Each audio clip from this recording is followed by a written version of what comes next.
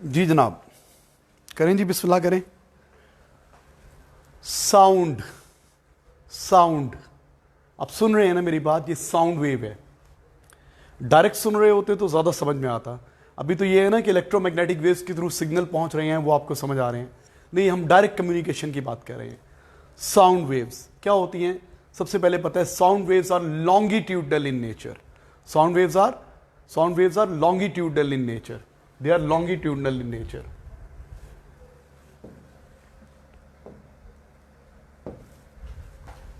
हाँ भाई, sound waves are longitudinal in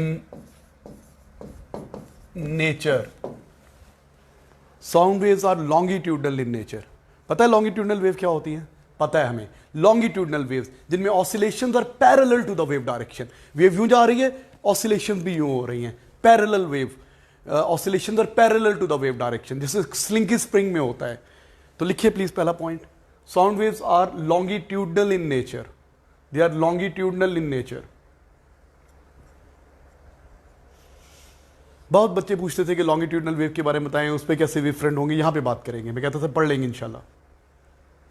जी बेटा, मेरा बेटा प्लीज लिखिए जल्दी से। ये इतने लंबे लंबे कमेंट्स किसके आ रहे हैं?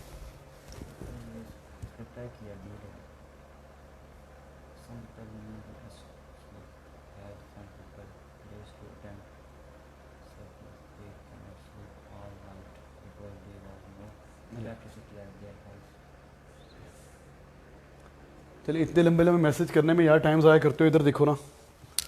और अक्सर बच्चों को जिनको मैसेज नहीं करने, कमेंट्स नहीं करने, अपनी फुल स्क्रीन कर दिया करें लैपटॉप की या मोबाइल की। मोबाइल पे तो ना देखा करो यार, लैपटॉप पे देखो या डेस्कटॉप पे देखो, ताकि बड़ा नज़र आए, क्लासरूम वाला इफेक्ट हो। मोबाइल पे देखते हो तो क्लासरूम वाला इफेक्ट नहीं होता मेरा बेटा। हाँ जी, sound waves are longitudinal in nature. मतलब क्या है? द ऑसिलेशंस जो होती हैं, they are parallel to the direction of energy transfer, parallel to the wave direction. ऐसे होती हैं साउंड वेव्स। ये दे आर लॉन्गिट्यूडनल वेव। ये लॉन्गिट्यूडनल वेव है ना, you can see they are longitudinal wave. Wave किधर जा रही है? Wave is going to right. Wave right पे जा रही है। वेव राइट पे जा रही है ना। और ऑसिलेशंस कैसे हैं? ये अगर आप इसको गौर करेंगे, ऑसिलेशंस पैरेलल हैं। ये फास्ट हो गई जी। ऑसिलेशंस क्या हैं? पैरेलल। ये देखो रेड वाली क्या कर रही है? आगे पीछे जा रही है।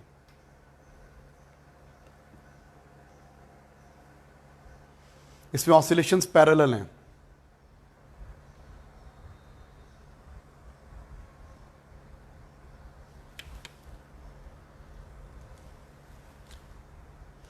देखो बेटा, अगर मैं यहां पे वेव फ्रंट बनाऊंगा ना, आप पूछते थे वेव फ्रंट यहां पे कैसे बनाएंगे। यहां पे वेव फ्रंट कैसे बनेगा? फॉर एग्जांपल, जो कंप्रेशन है ना, ये सेंटर ऑफ कंप्रेशन है। This point is centre of compression, this point is centre of compression, this point is centre of compression. अब यहां पे मैंने यूं लाइन बना दी, एक लाइन, अगली लाइन ये बना दी, नेक्स्ट लाइन ये बना दी। These are wave fronts. ये वेव फ्रंट्स हैं। इसमें वेव फ्रंट्स यूं बनेंगे, कंप्रेशंस को मिला लें या रेयर फ्रैक्शंस को बना लें। वेव डायरेक्शन यूं है ना, तो वेव फ्रंट क्या होता है? Wave front is perpendicular to the wave direction. 90 का एंगल है, ये 90 का एंगल है, ये वेव फ्रंट है, ये वेव फ्रंट है। तो वेव एक ही डायरेक्शन में जा रही है, तो वेव फ्रंट स्ट्रेट बन रहे हैं। द वेव हम बोल रहे होते हैं तो वेव चारों तरफ 3 डायमेंशनली स्फेरिकली एक्सपेंड हो रही होती है, बैलून की सरफेस की तरह एक्सपेंड हो रही होती है। तो वेव फ्रंट स्फेरिकल बनेंगे। सर्कुलर ना बोला करें, स्फेरिकल वेव फ्रंट बनेंगे। स्फेरिकल वेव फ्रंट का क्या मतलब होता है? वेव स्प्रेड हो रही है। अभी तो हम देख रहे हैं ना, सपोज करें कि वेव इधर जा रही है, तो उसके कंप्रेशंस को मिला दिया, इनको मिला दिया, इनको मिला दिया, तो ये वेव फ्रंट है। अच्छा, ये जो कंप्रेशन वाले पार्टिकल्स होते हैं ना, ये पता किधर जा रही होती है? वेव जा रही है राइट पे, तो जो कंप्रेशन वाले पार्टिकल्स होते हैं वो राइट पे ही जा रही होती है, वेव के अलोंग पैरेलल। और जो रेयर फ्रैक्शन वाले पार्टिकल्स होते हैं, ये वेव के ऑपोजिट जा रहे होते हैं। यू नो, जो पार्टिकल कंप्रेशन में होते हैं वो in the direction of wave जा रहे होते हैं। पार्टिकल ने यूं ऑसिलेट करना है ना, यूं। वेव इधर जा रही है, कभी वेव के अलोंग, कभी वेव के ऑपोजिट। वेव राइट पे जा रही है, इस तरफ को जा रही है, आपका राइट ये बन रहा है ना, वेव राइट पे जा रही है। पार्टिकल यूं ऑसिलेट कर रहे हैं, कभी वेव डायरेक्शन के पैरेलल जाते हैं, कभी वेव डायरेक्शन के ऑपोजिट एंटी पैरेलल जाते हैं। जब वेव डायरेक्शन के अलॉन्ग जा रहे होते हैं तो कंप्रेशन बनते हैं, जब उसके ऑपोजिट जा रहे होते हैं तो रेयरफेक्शन बनते हैं। किसी बच्चे ने पूछा था मुझसे एक दफ़ा क्वेश्चंस में कि सर पार्टिकल मोशन क्या होती है लॉन्गिट्यूडनल वेव में, नहीं पूछेगा एग्जामिनर। मैंने कहा था चाहे लॉन्गिट्यूडनल वेव बताऊंगा तो वहाँ पर बता दूंगा, तो वहाँ पर बता रहा हूँ मैं आपको। एक तो ये बता रहा हूँ कि इस पर जो ये जो लाइनें हैं ना, ये वेव फ्रंट्स है, ये वेव फ्रंट्स है, ये हर अगर लाइन्स ये वेव फ्रंट नहीं है, एक कंप्रेशन की वेव फ्रंट है, ये वेव, पता ना आपको, मुझे बताना भूल गया, ये कंप्रेशन होता है, ये कंप्रेशन है हाई प्रेशर रीजन, और ये क्या है रेयरफेक्शन, लो प्रेशर रीजन। ये कंप्रेशन, ये रेयरफेक्शन। ये लाइनें क्या नजर आ रही हैं, ये आप ये सपोज करें कि मॉलिक्यूलर लेयर्स हैं, एयर की लेयर्स हैं, लेयर्स ऑफ एयर। हम सपोज कर लेते हैं कि एयर के अंदर जो मॉलिक्यूल्स हैं they are in the form of layer, suppose करें, एक्चुअली नहीं होते वो, सपोज करें ये एयर की लेयर्स हैं, ये वेव फ्रंट्स नहीं है। एक कंप्रेशन वेव फ्रंट है तो अगला कंप्रेशन वेव फ्रंट है तो अगला कंप्रेशन वेव फ्रंट है। ये पार्टिकल भी राइट पे जा रहे होंगे, ये पार्टिकल भी राइट पे जा रहे होंगे, ये पार्टिकल भी राइट पे जा रहे होंगे। और रेयरफेक्शन वाले पार्टिकल क्या कर रहे होंगे, रेयरफेक्शन वाले पार्टिकल को मैं इस तरह ड्रॉ करता हूं इस लाइन से, ये रेयरफेक्शन वाली लाइन है। आप इनको भी वेव फ्रंट सपोज कर सकते हैं, ब्लू वाली लाइन को। अगर ब्लू वाली लाइन को करेंगे तो ये ऑरेंज या येलो वाली लाइन को नहीं करेंगे, ये वाली लेयर यूं जा रही होती है। अभी एक और सिमुलेशन होगी, उस पर ज्यादा क्लियर हो जाएगा। तो बेटा सुन ले प्लीज, आपको जितना चाहिए वो सुनिए। Sound waves they are longitudinal in nature, they are longitudinal in nature, they are longitudinal waves. क्या होती है लॉन्गिट्यूडनल वेव, डेफिनेशन आनी चाहिए। Oscillations are parallel to the wave direction. Longitudinal wave में क्या होते हैं, compressions high pressure region, rarefactions low pressure region होते हैं। दो कंप्रेशंस के दरमियान गैप क्या होता है, ये वेवलेंथ होता है। दो कंप्रेशंस के दरमियान गैप या दो रेयरफेक्शंस के दरमियान गैप क्या होता है, वेवलेंथ होता है। इसमें वेव फ्रंट कैसे ड्रॉ करती है, एक कंप्रेशन वाले पार्टिकल की लाइन, तो फिर अगले कंप्रेशन वाले पार्टिकल के दरमियान में लाइन, अगले सेंटर ऑफ कंप्रेशन से पास होती लाइन। वेव डायरेक्शन में और वेव फ्रंट में 90 का एंगल होता है, आपको ये पता होना चाहिए मेरा बेटा। और अगर प्लेन वेव्स हैं, वेव एक ही डायरेक्शन में जा रही है तो प्लेन वेव फ्रंट्स बनेंगे। अगर वेव फैल रही है तो स्फेरिकल या सर्कुलर वेव फ्रंट्स बनेंगे। I told you, is it clear to you? Particles कैसे मूव कर रहे होते हैं, वेव के पैरेलल। और कंप्रेशन कब बनते हैं, वेव इधर जा रही है, पार्टिकल भी इधर जा रहे हैं तो कंप्रेशन बन जाते हैं। और जब वेव इधर जा रही है, पार्टिकल ऑपोजिट आ रही होती है तो फिर वो रेयरफेक्शन बन जाती है। ये एक और सिमुलेशन में दिखाऊंगा तो वहां पे क्लियर हो जाएगा। ये एग्जामिनर नहीं पूछेगा आपसे। पार्टिकल ऑसिलेट करते हैं पेंडुलम की तरह, ये बात क्लियर है। नेक्स्ट मेरा बेटा, नेक्स्ट लिखिए। Next, they are produced by vibrating bodies. Sound waves are produced by vibrating bodies. कौन कौन कह रहा है, नाम बताओ। इब्राहिम अहमद, इनके नाम नोट करो ना, इनको म्यूट करते हैं।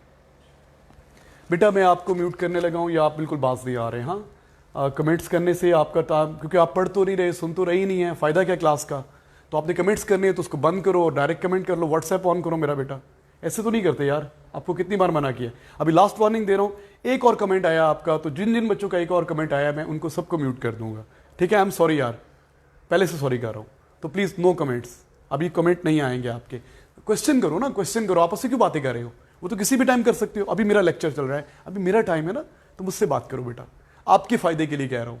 तो प्लीज नो कमेंट्स। हाँ हाँ भाई, भुला दिया ना, क्या पढ़ा रहा था, क्या पढ़ा रहा था। They are produced by vibrating body. Sound waves are produced by vibrating bodies. पता है, गिटार स्ट्रिंग से पंगा ले ना तो वाइब्रेट करता है, साउंड प्रोड्यूस करता है, यूं प्लग गिटार स्ट्रिंग। और स्पीकर देखा होगा आपने, स्पीकर की मेम्ब्रेन वाइब्रेट कर रही होती है। स्पीकर की मेम्ब्रेन क्या कर रही होती है, वाइब्रेट कर रही होती है। अगर आपने वूफर लगाया हुआ है तो उसकी तो वाइब्रेशन यूं नजर आ रही होती है, नहीं भी नजर आ रही, हाथ रखे ना, फील करें। आप बोल रहे हो ना, यूं करें, बोल रहे हो, गले को हाथ लगाएं, you will feel the vibration. बोलते हुए I can feel the vibration, मेरा कॉर्ड वाइब्रेट करता है। ड्रम को हिट करें तो उसकी मेम्ब्रेन वाइब्रेट करती है। तो नंबर क्या लिखे, they are produced by vibrating bodies, they are produced by vibrating body. Next point लिखे, sound waves are produced by vibrating bodies. अब नोट करना, कोई भी कमेंट करेगा उसका नाम अलग से लिख लें। जो भी अलग से कमेंट करेगा ना, फिजिक्स के अलावा कोई बात करेगा आपस में मेरा बेटा, उनका नाम लिखें अलग से। अच्छा बेटा, they are produced by vibrating bodies. Sound waves are produced by vibrating bodies. Get it?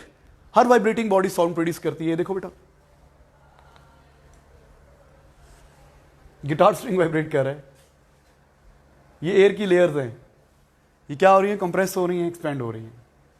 ठीक है बेटा, नाम नोट डाउन करने शुरू करती हैं, प्लीज माइंड नहीं करना आप में। 1 महीने के लिए म्यूट कर दूंगा। हाँ जी, ये स्ट्रिंग वाइब्रेट करता है तो इस तरीके से ये पैटर्न प्रोड्यूस होता है। कुछ समझ में नहीं आ रहा, बताऊंगा मैं आपको। तो sound waves are produced by vibrating bodies, they are produced by vibrating bodies. होता क्या है ये हमने पढ़ना है अभी। नेक्स्ट पॉइंट, ये देखो ये वाइब्रेट कर रहा है। जब ये वाइब्रेट करता है तो ये एयर के मॉलिक्यूल्स क्या होते हैं, जब ये आगे होता है तो एयर के मॉलिक्यूल्स को कंप्रेस कर देता है, पीछे होता है तो एक्सपेंड कर देता है। इसके वाइब्रेशन से एयर के मॉलिक्यूल्स कभी कंप्रेस होते हैं हाई प्रेशर रीजन, कभी रेयर फ्रैक्शन बनता है लो प्रेशर रीजन। ये वाइब्रेट कर रहा है ना, यूं आगे पीछे वाइब्रेट कर रहा है, यूं ये वाइब्रेट कर रहा है यूं, और ये साउंड जा रही है, ये यूं इधर भी जा रही है, इधर भी जा रही है, इधर भी जा रही है मेरा बेटा, इधर भी जा रही है और इधर भी जा रही है। ये साउंड वेव हर डायरेक्शन में जा रही है। तो ये क्या है, ये साउंड वेव हर डायरेक्शन में जा रही है। और ये कौन सा वेव फ्रंट बन रहा है, अगर इसका वेव फ्रंट बनाएंगे तो कैसा बनेगा, स्फेरिकल, कर्व्ड, सर्कुलर चले कहते हैं, पेज पे तो सर्कल ही बनाएंगे। अब नोट डाउन करते जा रहे हो ना, बस ठीक है। हाँ जी मेरा बेटा। सो नेक्स्ट देखिए, ओके ये इस तरह जा रही होती है साउंड वेव।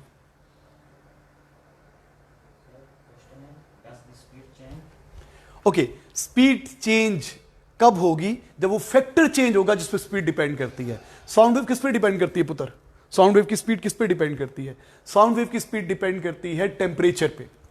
अगर तो टेम्परेचर चेंज होगा तो साउंड की स्पीड चेंज होगी और रिफ्रैक्शन होगी। ये देखो ये कंप्रेशन होते हैं ना, जब कंप्रेशन बनते हैं तो इधर जा रहे होते हैं, देखो ये कंप्रेस होती है तो इधर जा रही होती है, और रेयर फ्रैक्शन वाले पार्टिकल इधर आ रहे होते हैं। ये कंप्रेस कब होंगे मॉलिक्यूल्स, ये मॉलिक्यूल्स ये देखो कंप्रेस, ये राइट पे जाएंगे तो, और पीछे आएंगे तो रिफ्रैक्शन बनेंगे। यार बताए तो थे, दोबारा बताऊं, लॉन्गिट्यूडनल वेव के वेव फ्रंट्स कैसे बनाएंगे। ये देखो मैं लॉन्गिट्यूडनल वेव ड्रॉ कर रहा हूं,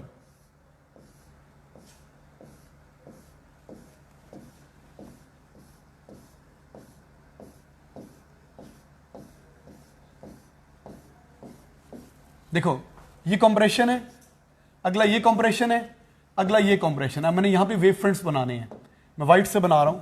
ये देखो ये साउंड वेव है, ये वेव फ्रंट बना तो अगला वेव फ्रंट ये बनेगा, अगला वेव फ्रंट ये बनेगा। हमें पता है वेव यूं जा रही है ना, वेव जा रही है राइट पे, तो वेव फ्रंट कौन सा एंगल बनाएंगे, 90 डिग्री का। वेव फ्रंट कौन सा एंगल बनाएंगे, 90 डिग्री का, 90 डिग्री का एंगल बनाएंगे वेव डायरेक्शन में और वेव फ्रंट में।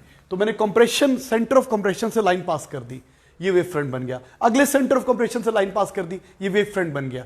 क्या होता है wave front, line joining in phase particle. क्या होते हैं in phase particle, the particle that move in the same direction that reach peak position and mean position इकट्ठे साइमल्टेनियसली।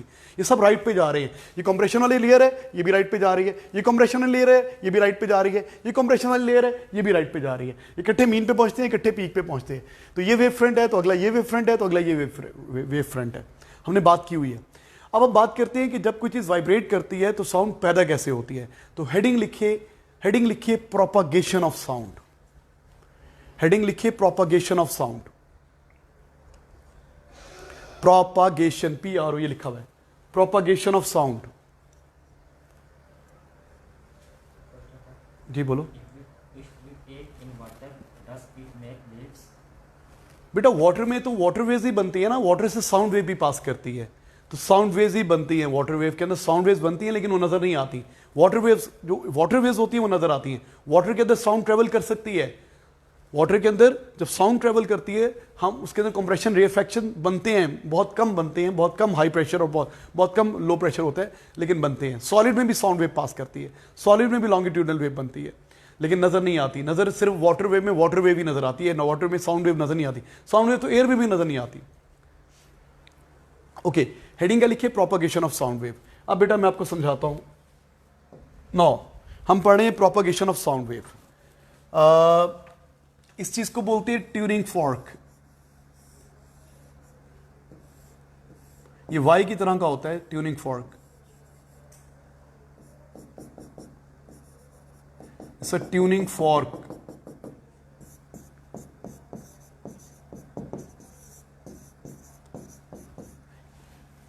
ये ट्यूनिंग फॉर्क क्या चीज होती है, ये एक म्यूजिकल इंस्ट्रूमेंट होता है जो गिटार स्ट्रिंग की हर स्ट्रिंग की फ्रीक्वेंसी होती है ना, हमने उसकी एक पर्टिकुलर फ्रीक्वेंसी देनी है 100 हर्ट्ज की, तो हम इसको यूज करते हैं उसकी फ्रीक्वेंसी को अलाइन करने के लिए। ट्यूनिंग फॉर्क एक कांस्टेंट फ्रीक्वेंसी की नोट प्रोड्यूस करता है, कांस्टेंट फ्रीक्वेंसी का नोट प्रोड्यूस करता है। अगर इसके ऊपर लिखा हुआ है ना 100 हर्ट्ज, तो जब मैं इसको मैं हिट करूंगा रबर पैड के ऊपर, रबर पैड पे हिट करूंगा तो क्या करेगा, ये इसकी जो ये है ना वाई, ये वाइब्रेट करेंगे, और वाइब्रेट करेंगे तो साउंड प्रोड्यूस करेंगे, और एक कांस्टेंट फ्रीक्वेंसी की साउंड प्रोड्यूस करेंगे जो उसके ऊपर लिखी होती है, ट्यूनिंग फॉर्क पे लिखी होती है कितनी फ्रीक्वेंसी की साउंड प्रोड्यूस करेगा। 50 हर्ट्ज का हो सकता है, 60 हर्ट्ज का, 70 हर्ट्ज का, 100 हर्ट्ज का, 120 हर्ट्ज का, 256 हर्ट्ज का। डिफरेंट हर्ट्ज के डिफरेंट फ्रीक्वेंसी के ट्यूनिंग फॉर्क होते हैं। वो डिफरेंट म्यूजिकल नोट जो ट्यूनिंग फॉर्क से, जो म्यूजिकल इंस्ट्रूमेंट से साउंड आती है उसको नोट कहते हैं, नोट, NOT, नोट। अच्छा, ये ट्यूनिंग फॉर्क है, इसको मैं हिट करता हूं तो ये वाइब्रेट कर रहा है। जब ये वाइब्रेट कर रहा है इस तरह वाइब्रेट करेगा, सपोज इधर आएगा, अभी ये वाइब्रेट नहीं कर रहा, जब ये वाइब्रेट करेगा तो इसकी ये साइड यूं हिलेंगी, यूं हिलेंगी, यूं। अच्छा, आज जब ये नहीं हिल रहा, इसके सराउंडिंग में बना रहा हूं लेयर्स ऑफ एयर, ये हवा की लेयर्स हैं, लेयर्स ऑफ एयर, ना करीब है ना दूर है। ये जो मैं लाइनें बना रहा हूं ये वेवफ्रंट नहीं है, they are not wavefronts. Equal back पे बनाने की कोशिश कर रहा हूं, ये क्या है, लेयर्स ऑफ एयर। अच्छा, अब होता क्या है बेटा, जरा सुनिएगा गौर से, ये ट्यूनिंग फॉर्क मिटा रहा हूं मुझे जहां पे ड्रॉ करना है।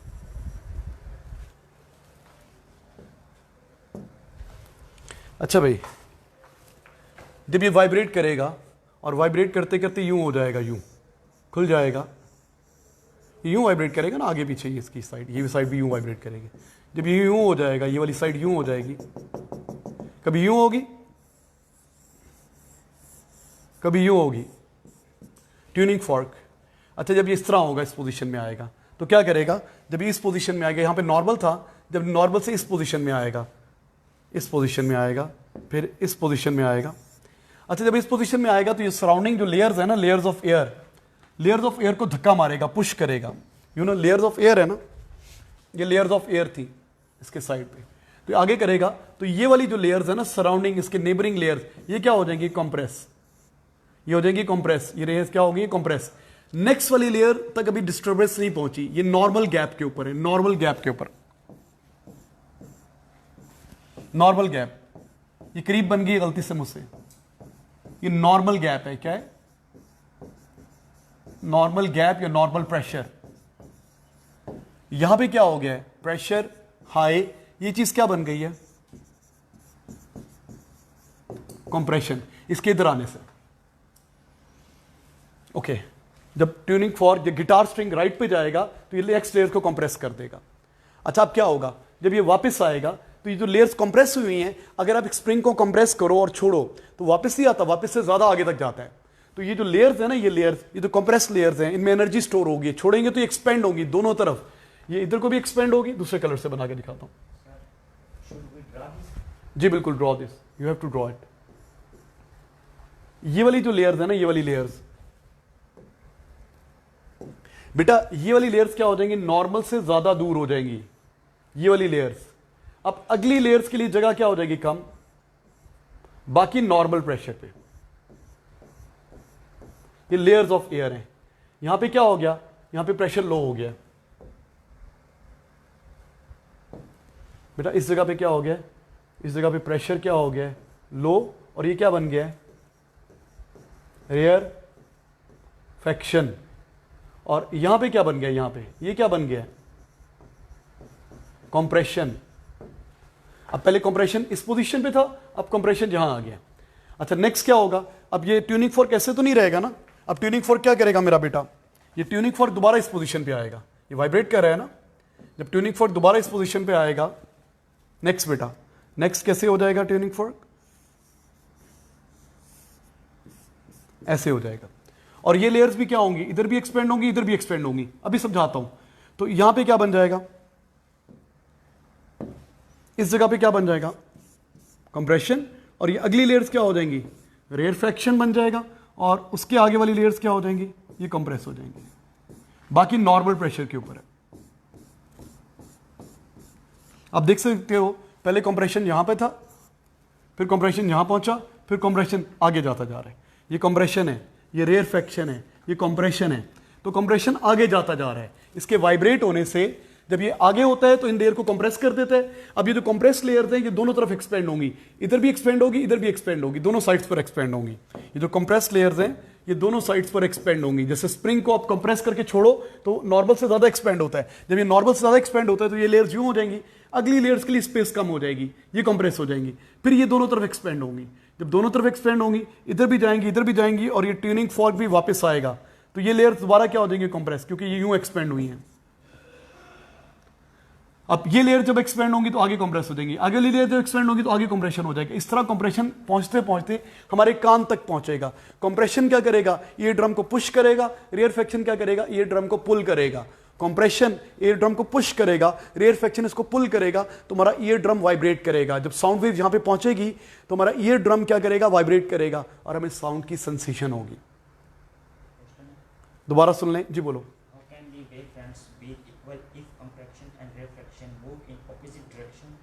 और बेटा कंप्रेशन और रेयरफेक्शन ऑपोजिट डायरेक्शन में नहीं जा रहे। कंप्रेशन के पार्टिकल्स ऑसिलेट करने के लिए सज्जे खब्बे जाना पड़ेगा ना, ऑसिलेट करने के लिए खाली एक डायरेक्शन में तो नहीं जाना। वेव में ऑसिलेशंस होती हैं, वेव यूं जा रही है, पार्टिकल यूं ऑसिलेट कर रहे हैं। मैं वेव तो एक ही डायरेक्शन में जा रही है, वेव इधर उधर नहीं आ रही, वेव उधर ही जा रही है, पार्टिकल यूं ऑसिलेट कर रहे हैं।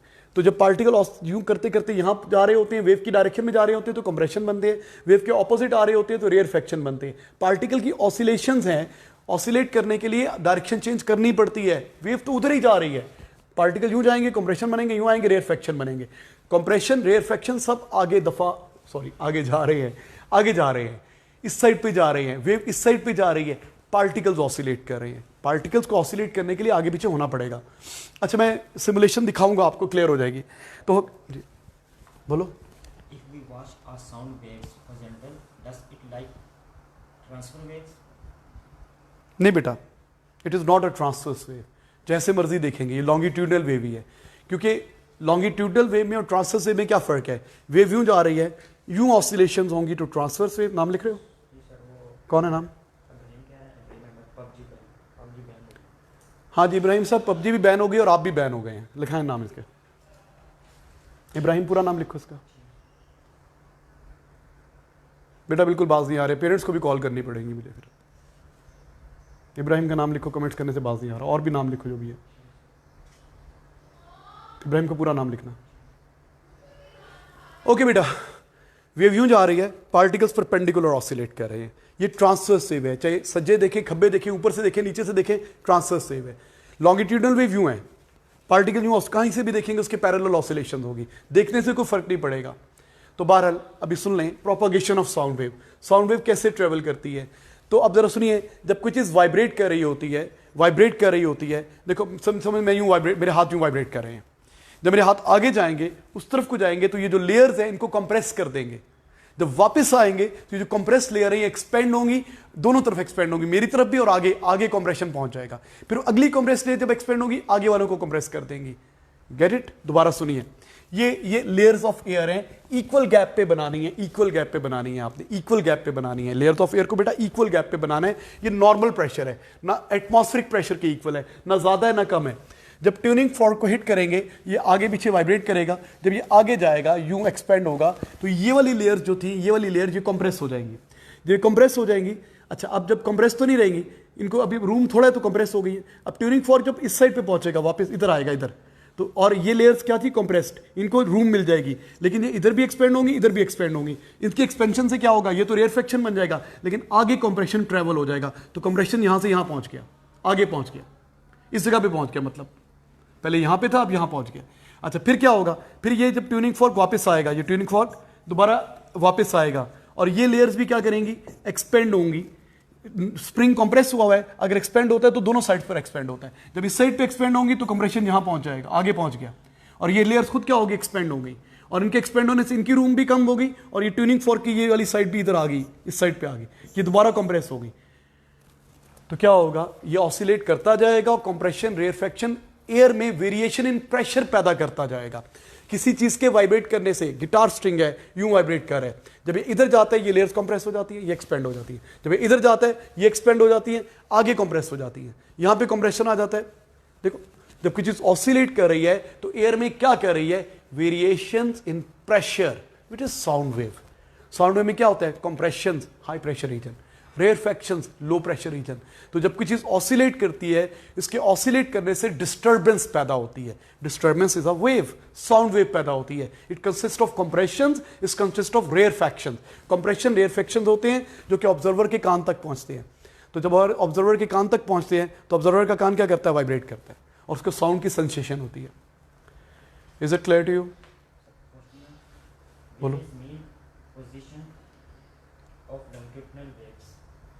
हर पार्टिकल की अपनी मीन पोजीशन होती है। हर पार्टिकल की, ये लेयर है ना, ये लेयर ऑफ एयर है, इसकी यही मीन पोजीशन है, ये इसके अबाउट ऑसिलेट करेगी। इसकी यही मीन पोजीशन है, ये इसके अबाउट ऑसिलेट करेगी। इस लेयर की यही मीन पोजीशन है, यूं यूं ऑसिलेट करेगी। ऑसिलेट करते करते जब वेव की डायरेक्शन में जा रही होगी, राइट पे जा रही होगी, कंप्रेशन बन जाएगी। जब वापस आ रही होगी, रेयर यूं यूं ऑसिलेट करती है। मैं आपको एक सिमुलेशन दिखाऊंगा, ये बंद करता हूँ ना पावर पॉइंट वाली, उस पर आपको समझ में आ जाएगी कि पार्टिकल्स कैसे बिहेव कर रहे हैं। दिखाता हूँ मैं आपको थोड़ी देर बाद। ओके बेटा, सो हम पढ़ रहे हैं propagation of sound, travelling of sound. Propagate करने का क्या मतलब होता है? ट्रेवल करना। साउंड कैसे पैदा होती है, कैसे प्रोपागेट करती है, कैसे एक पॉइंट से दूसरे पॉइंट तक पहुंचती है। तो जब कोई चीज, साउंड वेव्स आर सीक्वेंस बनाए, sound waves are longitudinal in nature. पहली बात पता होनी चाहिए सब बच्चों को, लॉन्गिट्यूडनल वेव का सब बच्चों को पता होना चाहिए। Sound waves are longitudinal in nature. Longitudinal waves are those in which oscillations are parallel to the wave direction. It consists of compressions, it consists of rarefaction. High pressure regions होते हैं, low pressure regions होते हैं, parallel oscillations होती हैं। Clear? अच्छा, फिर मैंने बताया sound waves require a medium to travel. इनको मीडियम चाहिए होता है, इनको मीडियम चाहिए होता है, हम बात करेंगे। और ये मैकेनिकल वेव्स होती हैं। जब ये ऑसिलेट कर रही होती हैं, they are produced by vibrating bodies. Sound waves are produced by vibrating bodies. जब कोई चीज वाइब्रेट कर रही होती है तो वाइब्रेट करने से सराउंडिंग मीडियम के अंदर, एयर है, पानी है, सराउंडिंग मीडियम में क्या पैदा करती है? Variations in pressure. पहले हर जगह पे नॉर्मल एटमॉस्फेरिक प्रेशर था। जब ये चीज राइट पे गई तो यहां पे जो प्रेशर हो गया, ये कंप्रेशन हो गया, नॉर्मल से ज्यादा प्रेशर हो गया। जब ये वापस गई तो यहां पे एक्सपेंशन हो गई। एक्सपेंड होने से क्या होता है? नॉर्मल से कम प्रेशर हो जाता है। तो किसी चीज के वाइब्रेट करने से एयर में कहीं पे प्रेशर ज्यादा, कंप्रेशन, कहीं पे प्रेशर कम, रेयरफैक्शन बन जाता है। तो अगर आपसे पूछे what is compression, it is high pressure reason. What is rarefaction, it is low pressure reason. Sound wave में क्या होता है? कंप्रेशंस, रेयरफैक्शंस। ये डायग्राम बना ली, अब इसके साथ लिख लें कहानी। लिखिए एक बात, ये मैं यूं दिखा दूं, ये देखो, इसकी ब्राइटनेस कम है, आपको नजर नहीं आ रहा होगा।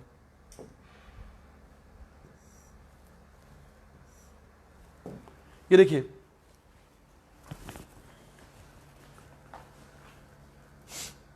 ये ट्यूनिंग फॉर्क है लेफ्ट साइड पे, ये वाइब्रेट कर रहा है। आज तो अटेंडेंस बहुत कम है। अच्छा भाई, ये ट्यूनिंग फॉर्क है, ये वाइब्रेट कर रहा है आगे पीछे, और ये एयर की लेयर्स हैं।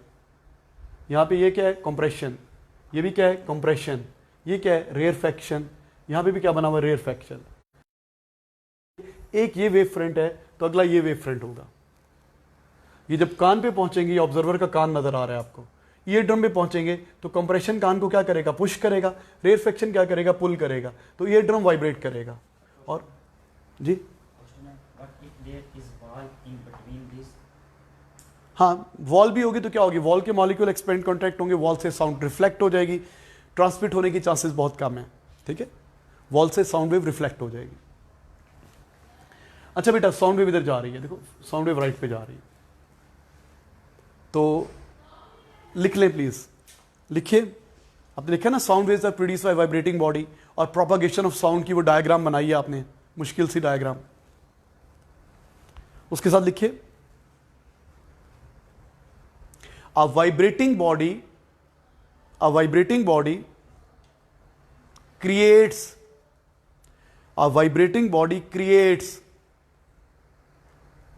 variations in pressure in the surrounding medium.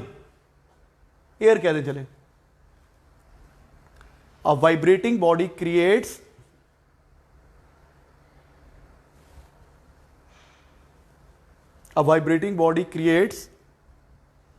Variations in pressure. Blur आ रहा है?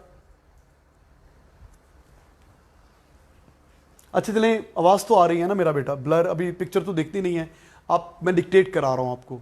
मेरा बेटा लिखिए प्लीज, अ वाइब्रेटिंग बॉडी आपको भी ब्लर आ रहा है? हमारा तो सही आ रहा है. A vibrating body creates variations in pressure in the surrounding air, that is compressions and rarefactions.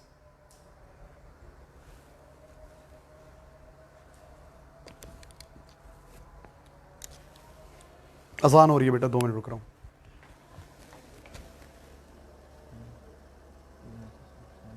क्या लिखा हुआ है?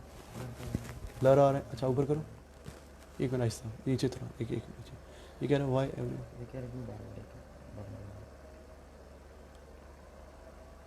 क्या चीज़ रिपीट करनी पड़ती है? नीचे करो जरा इसका, और पहले पुराना कमेंट देखो.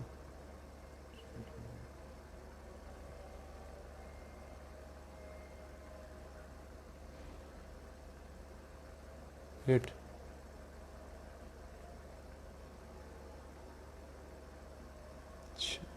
ऊपर कर दो, ऊपर करो, ऊपर. हाँ जाने दो आखिर तक. बेटा अजान हो रही है, अजान के बाद रिपीट करता हूँ.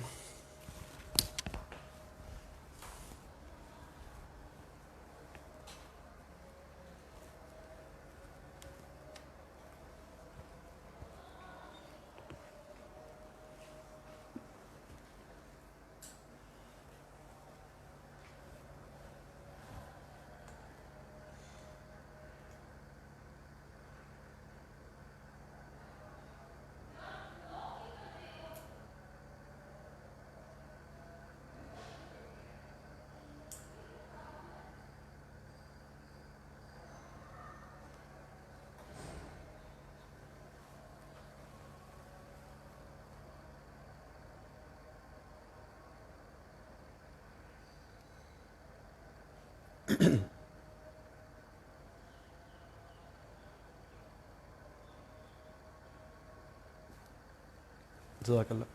जी बेटा, मैंने ये बताया आपको कि a vibrating body creates variations in pressure in the surrounding medium. जी Can wheel plants be made on compression only? हाँ जी, खाली कंप्रेशन से बना सकते हैं.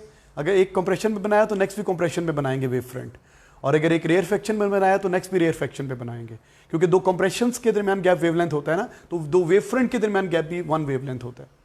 तो मैं क्या लिखवा रहा था आपको?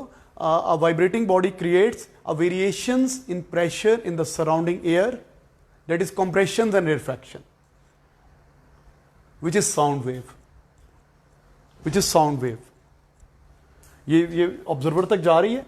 जब कोई चीज वाइब्रेट करती जा रही है तो कंप्रेशन रेयरफैक्शन को आगे भेजती जा रही है, इस तरह करके,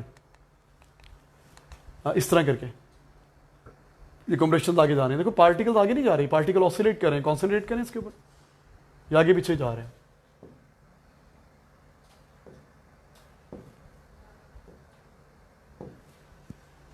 हाँ जी, इस पार्टिकल पे कॉन्सेंट्रेट करें. ये क्या कर रहा है? आगे पीछे जा रहा है ये वाला पार्टिकल, ये इसकी मीन पोजीशन है. ये पार्टिकल क्या कर रहा है? ये देखो आगे पीछे जा रहा है, ये इसकी मीन पोजीशन है. हर पार्टिकल को देख सकते हो आप. किसी और पार्टिकल पे कॉन्सेंट्रेट करते हैं, इस पार्टिकल पे कॉन्सेंट्रेट कर रहा हूं मैं. इस वाले पार्टिकल को कहाँ गया? ये वाला कर लेता हूँ. ये वाला पार्टिकल जिसकी मीन पोजीशन है. किसी एक पार्टिकल पे कॉन्सेंट्रेट करे, वो क्या कर रहा है? आगे पीछे ऑसिलेट कर रहा है. हर पार्टिकल की डिफरेंट मीन पोजीशन है. ये ऑसिलेटिंग बॉडी है. ज्यादा क्लियर? ये देखो, ये इसकी मीन पोजीशन है, ये इनकी मीन पोजीशन है, ये इनकी मीन पोजीशन है. मीन पोजीशन से आगे पीछे हुए. ये नॉर्मल प्रेशर की लेयर्स थी. जब ये ट्यूनिंग फॉर्क राइट पे आया तो ये राइट वाली लेयर्स क्या करती हैं? कंप्रेस करती हैं, बाकी नॉर्मल प्रेशर पे है. अब जब ये वापस जाएगा तो ये कंप्रेस लेयर इधर भी एक्सपेंड होंगी, इधर भी एक्सपेंड होंगी, दोनों साइड्स पर एक्सपेंड होंगी. बेटा जब ये दोनों साइड्स पर एक्सपेंड होंगी, ये दोनों साइड्स पर एक्सपेंड होंगी, तो ये अगली लेयर्स कंप्रेस हो जाएंगी. ये वाली लेयर्स कंप्रेस हो जाएंगी. देखो ये कंप्रेस हो गई और ये नॉर्मल से ज्यादा दूर हो गई हैं. ये बन गया लो प्रेशर रीजन, ये बन गया हाई प्रेशर रीजन. ठीक है. सो जरा चेक कर लें, आपको क्या पता होना चाहिए। Sound waves, sound waves, what is the nature of sound wave? Number one, they are longitudinal in nature, they are longitudinal in nature. अब आपको लॉन्गिट्यूडल वेव की सारी इंफॉर्मेशन आनी चाहिए कि लॉन्गिट्यूडल वेव क्या होती है, उसके अंदर क्या क्या होते हैं। लॉन्गिट्यूडल वेव क्या होती है? Oscillations are parallel to the wave directions. और क्या होती है longitudinal? It consist of compression, high pressure region and rarefaction, low pressure region. The distance between two compression is wavelength, पता होना चाहिए आपको। फिर sound waves are produced by vibrating bodies, हमें पता है, ऑब्जर्व किया हुआ है, जब भी कोई चीज वाइब्रेट कर रही होती है साउंड प्रोड्यूस करती है। गिटार स्ट्रिंग का स्ट्रिंग वाइब्रेट करेगा तो साउंड प्रोड्यूस करेगा। वो चोट खाएगा तो आवाज देगा, ऐसे नहीं आएगा। उसको पुश करोगे, धक्का मारोगे, फोर्स लगाओगे तो आवाज देगा। हाँ, जब हम बोल रहे होते हैं हमारा कॉर्ड वाइब्रेट कर रहा होता है। हर वाइब्रेटिंग बॉडी साउंड प्रोड्यूस करती है। हमें सुनाई देती है नहीं देती, अगली कहानी है, बाद में बात करेंगे। फिर हमने बात की कि साउंड कैसे ट्रेवल करती है, वाइब्रेटिंग बॉडी क्या करती है कि साउंड पैदा हो जाए। वाइब्रेटिंग बॉडी सराउंडिंग एयर को कंप्रेस करती है, हाई प्रेशर रीजन, रिफ्रैक्ट करती है, लो pressure reason. It creates variations in pressure. Variations in pressure basically होती साउंड वेव है। Sound wave consist of variations in pressure. इस तरह का वेरिएशन इन प्रेशर जब कान के पास पहुंचता है तो कान को पुश करता है तो कंप्रेशन, पुल करता है तो रेयर फ्रैक्शन, कान का ईयर ड्रम वाइब्रेट करता है और हमें साउंड की सेंसेशन होती है। क्लियर? नेक्स्ट पॉइंट लिखिए, नेक्स्ट पॉइंट लिखिए। Every vibrating body produces sound, every vibrating body produces sound,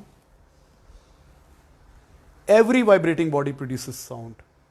आप कहेंगे सर क्या बोल रहे हैं, ये मार्कर को हिलाएं, ये तो नहीं मुझे आवाज आ रही। ये साउंड प्रोड्यूस कर रहा है, मुझे नहीं आ रही। ऑब्वियसली ये मेरी लिमिटेशन है, मैं इसकी फ्रीक्वेंसी को सुन नहीं सकता। जिन सुन सकते हैं, एनिमल सुन सकते हैं जिनकी रेंज ज्यादा होती है।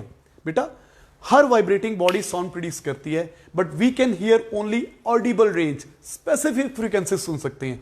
हम जो ह्यूमन बींग्स हैं ना, हमें अल्लाह मियां ने बनाया, हम सारी फ्रीक्वेंसीज नहीं सुन सकते। हम अल्ट्रासाउंड वेव नहीं सुन सकते, हाई फ्रीक्वेंसी साउंड्स। हम इंफ्रासाउंड सुन नहीं सकते, लो फ्रीक्वेंसी साउंड। ये इंफ्रासाउंड प्रोड्यूस कर रही है, हमें नहीं सुनाई दे रही। हमें कौन सी फ्रीक्वेंसी सुनाई देती है? जिनको बोलते हैं ऑडिबल फ्रीक्वेंसी। वो 20 हर्ट्ज से लेके 20,000 हर्ट्ज तक ऑडिबल रेंज है, हमें ये सुनाई देती है। हमें इससे कम वाली फ्रीक्वेंसीज भी सुनाई नहीं देती, इससे ज्यादा वाली फ्रीक्वेंसीज भी सुनाई देती। ह्यूमन बींग्स की लिमिटेशन है, हम हर फ्रीक्वेंसी नहीं सुन सकते, हम हर फ्रीक्वेंसी की इलेक्ट्रोमैग्नेटिक वेव देख नहीं सकते। We can not see infrared waves, radio waves, x-rays, we can see only visible light. सुन रहे हैं मेरी बात? तो हम कहते हैं ना, ये जिन होते हैं, ये फरिश्ते होते हैं, ये रूहें होती हैं, बिल्कुल होती हैं, लेकिन इनकी फ्रीक्वेंसीज डिफरेंट है। हमारी विजन में नहीं आ रही, हमारी आंखें जो फ्रीक्वेंसीज देख सकती हैं उनमें नहीं आ रही होंगी। ये जो बातें करती होंगी, सपोज ये जिन जो बातें करते होंगे, हम उनको निगेट नहीं कर सकते। ये जो बातें करते होंगे, ये करते होंगे इंफ्रासाउंड में या अल्ट्रासाउंड में, हमें सुनाई नहीं देते, हमारी लिमिटेशंस हैं। सुन रहे मेरी बात? तो लिखिए, आप लिखिए next point. Every vibrating body produces sound, but we can hear only audible range, specific frequencies. हम ये फ्रीक्वेंसीज सुन सकते हैं, ये वाली frequencies.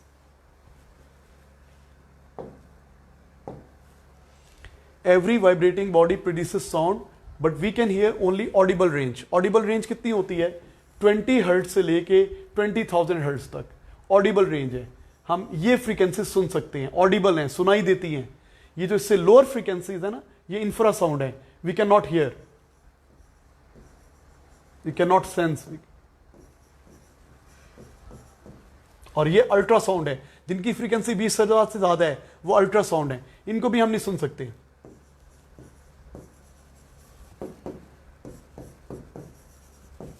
We can hear only this. We can hear only audible range. We can hear only audible range. तो बेटा every vibrating body ये वाइब्रेट कर रहा है, साउंड प्रोड्यूस कर रहा है, हमें नहीं सुनाई दे रहा, ये इंफ्रासाउंड प्रोड्यूस कर रहा है। इसकी वाइब्रेशन तेज करता जाऊं, तेज करता जाऊं, तेज करता जाऊं, एक सेकंड में अगर ये 20 ऑसिलेशन कंप्लीट करेगा तो जो साउंड पैदा होगी वो सुनाई देगी। मोटी होगी आवाज जरा, जैसे फ्रीक्वेंसी ज्यादा होती जाएगी इसकी आवाज शार्पर होती जाएगी, बारीक होती जाएगी, इसकी पिच ज्यादा होती जाएगी, हम पढ़ेंगे इंशाल्लाह। और जब 20,000 से ज्यादा हो जाएगी, ये नॉर्मल बंदे की रेंज है, नॉर्मल बंदे की रेंज, एवरेज रेंज है।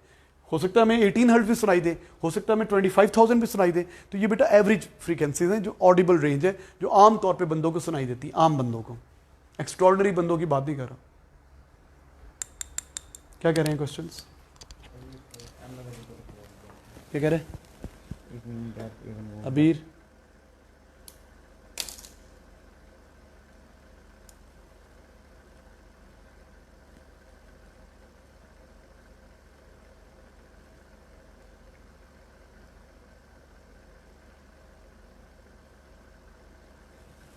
बेटा ग्लास जब ब्रेक होगा, फैजान आप कह रहे हो कि ग्लास ब्रेक होता है तो हमें साउंड आती है, तो ग्लास वाइब जब ब्रेक होगा तो उसके अंदर जो एटॉमिक लेयर्स हैं उनके अंदर डिस्टर्बेंस पैदा होगी ना यार। हाँ जी, डिस्टर्बेंस पैदा होगी उसके अंदर। जब डिस्टर्बेंस पैदा होगी तो साउंड पैदा होगी। जब ब्रेक होगा, बॉन्ड्स ब्रेक होंगे, एनर्जी मिलेगी ना, एनर्जी दी जाएगी। बॉन्ड ब्रेकिंग क्या होती है? एंडोथर्मिक होती है। एनर्जी देंगे तो टूटे, एनर्जी देंगे तो डिस्टर्बेंस पैदा होगी, डिस्टर्बेंस पैदा होगी तो साउंड आएगी, आएगी बेटा साउंड। ठीक है बेटा, तो समरी क्या है? समरी हम जूम पे भी दे देंगे, दोबारा भी सुन लें। हमने पढ़ा साउंड वेव स्टार्ट किया हमने, और हमें आता था साउंड वेव्स क्या होता है, they are longitudinal in nature. हमें लॉन्गिट्यूडनल वेव की सारी फिजिक्स पता है, नहीं पता तो बेटा आनी चाहिए आपको। फिर they are produce by vibrating body. जब कोई चीज़ वाइब्रेट करती है तो क्या होता है, वो सराउंडिंग एयर में वेरिएशन इन प्रेशर पैदा करती है। आज बहुत कम अटेंडेंस रही है बच्चों की यहाँ। सराउंडिंग एयर में वेरिएशन इन प्रेशर पैदा करती है, कंप्रेशन एंड रेरफैक्शन बनाती है। ठीक है, और जिससे क्या होता है, जो साउंड वेव है। और आपको वेव ड्रॉ करनी आनी चाहिए, आपको बताना चाहिए कि वाइब्रेटिंग बॉडी साउंड कैसे बनाती है। जब ये आगे जाती है तो नेक्स्ट लेयर को कंप्रेस कर देती है, जब ये पीछे आती है तो जो कंप्रेस लेयर है वो दोनों तरफ एक्सपेंड होती है, तो उससे क्या होता है, आगे कंप्रेशन आ जाता है। फिर ये लेयर आगे को एक्सपेंड होती है तो आगे कंप्रेशन चला जाता है। तो इस तरीके से कंप्रेशन रेरफैक्शन सोर्स से अवे जाती है। क्लियर? साउंड वेव होती वेरिएशन प्रेशर है। अच्छा, फिर हमने बात की कि साउंड वेव जो होती है ना, ये क्या करती है, हर वाइब्रेटिंग बॉडी साउंड प्रोड्यूस करती है, लेकिन हमें स्पेसिफिक फ्रीक्वेंसी की साउंड आती है। We can not hear infrasound, lower frequency sound भी नहीं आती, अल्ट्रासाउंड भी नहीं आती, हायर फ्रीक्वेंसी साउंड भी नहीं आती। What are infrasound? Which are the sound waves having frequency lower than audible range. Lower को इंफ्रा बोलते हैं ना। और इसी तरीके से अल्ट्रासाउंड क्या होती है, अल्ट्रा हाई। अल्ट्रा का मतलब हाई, जो ऑडिबल रेंज से जिनकी फ्रीक्वेंसी हाई होती है उनको बोलते हैं अल्ट्रासाउंड। तो हम क्या कर सकते हैं, हम सिर्फ ऑडिबल रेंज सुन सकते हैं। What is Audible range? 20 hertz से लेकर 20 किलो हर्ट्ज तक, दिस इज ऑडिबल रेंज। ठीक है बेटा, कल नेक्स्ट क्लास पे हम यहीं से स्टार्ट करेंगे। फ्राइडे को आपकी क्लास नहीं होती, मैं प्लान कर रहा हूँ कि फ्राइडे को भी क्लास कर लें, ताकि आते तो हैं, आखिरी क्लास हम फ्राइडे को कर सकते हैं। मैं ए लेवल से तो टाइम निकाल सकता हूँ, तो मैं एडमिनिस्ट्रेशन से बात करूँगा कि फ्राइडे की क्लास कल तो नहीं हो सकती, अभी बात नहीं की, लेकिन नेक्स्ट इंशाल्लाह। जी बेटा, थैंक यू बेटा, जूम पे आ जाए ज़रा।